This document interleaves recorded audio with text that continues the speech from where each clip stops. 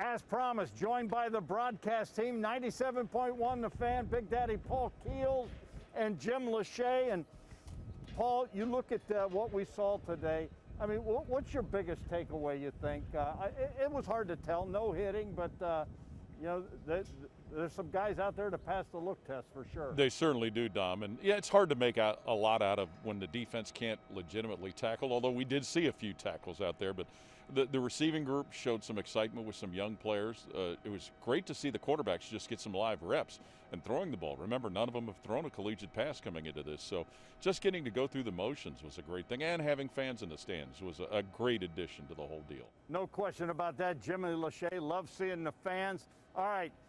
Who's the starting quarterback? Do you know who it is after today? That's why Ryan Day gets paid the big bucks. He's got to make that decision. You know, I thought we saw some good things out of all the quarterbacks. C.J. Stroud certainly went out there and made some plays out there. Jack Miller III made some plays. Certainly that interception in red zone's a mistake, but he's learning. He hasn't had too many opportunities, so that's a mistake he can bank and learn from. And then Kyle McCord, his first out there, he throws a big one out to Garrett Wilson and makes it look easy. So I think that they've recruited well at that position. Now you have to develop just one. And that's Ryan Day. You got to put a lot of faith in him and his staff that they're going to develop those guys. But again, that quarterback, he's got a lot of talent around him. He's got to get the ball to those receivers, the running backs we've seen, Jeremy Rucker, that tight end, and certainly the big offensive line. So certainly some questions still out there, and quarterback being one of them.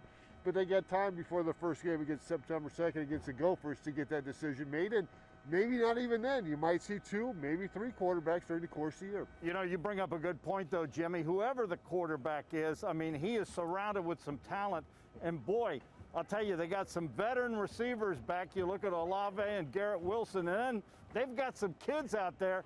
And as Coach Coop used to say, if a dog bites, he bites as a pup. Yeah, Marvin Harrison Jr., we knew about his father, Marvin Harrison Sr., what he was able to accomplish at Syracuse and then with the Colts. And then Emeka Egbuka really stepping up, really making some big plays today.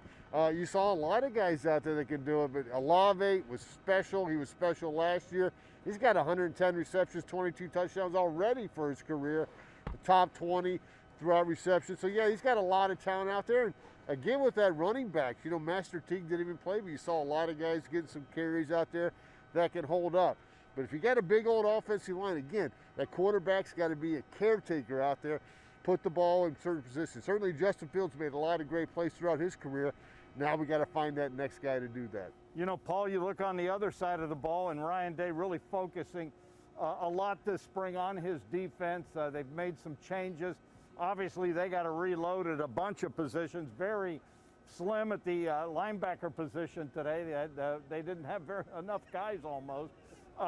What jumped out at you? And we heard Jack Sawyer. You called his name a lot. Jack Sawyer was active, but kind of hard to tell because it was more touch football out there today. Yeah, Dom, that makes it hard. But Jack Sawyer is a young man that came in with a lot having been said about him before, showed some good flashes. Teron Vincent's a young man they've talked about that had a great spring.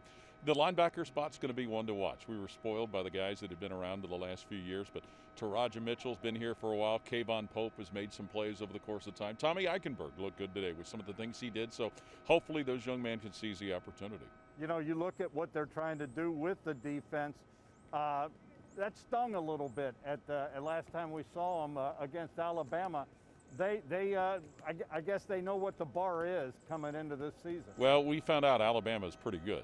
But yeah, that's a lesson learned, and hopefully it's something that these young men that are around that played last year will understand what they need to do to be able to play to that level. And you know, the standard's been set, and you know, everybody knows Ohio State fans expect great things all across the board. And this defense has been a group, whether it's defensive linemen, secondary players, linebackers, that have played at a high level. And these are young men now that have that opportunity to try and do that. You know, we had up to, just over 19,000 fans that were allowed in today. It looked pretty empty out there when you saw how spread out there, but it was good. You heard some chanting, you heard some noise. We still don't know what to expect in the fall. Well, the last time we were in this stadium, it was empty. There was nobody there for the Indiana game. I heard they were all chanting, "Dom, Dom." But no, it was great to see, and it had to be great for the family members, too. What about for the players? What did the fans mean to them? And I mean, we can only hope in the fall, but we're standing here separated, and we got masks on, Jimmy, Yeah. so we're still in it. No, for the players, I mean, you know, that's why you play. I mean, you play for the fans, you play for your family, you play for your teammates and your friends. But it's exciting, you know, especially when the defense gets a big interception or pick six. Boy, it's so loud in that stadium when the offense goes back out there. You know, you just feel like you're floating out there. So, you know, when you didn't have that last year, it makes it awful tough. And certainly when you go on the road now as an offensive lineman, I would love to not have any fans on the road because crowd noise, you know, if you can't hear, it's hard to move on that snap count. But yeah, it's nice to have some back in it.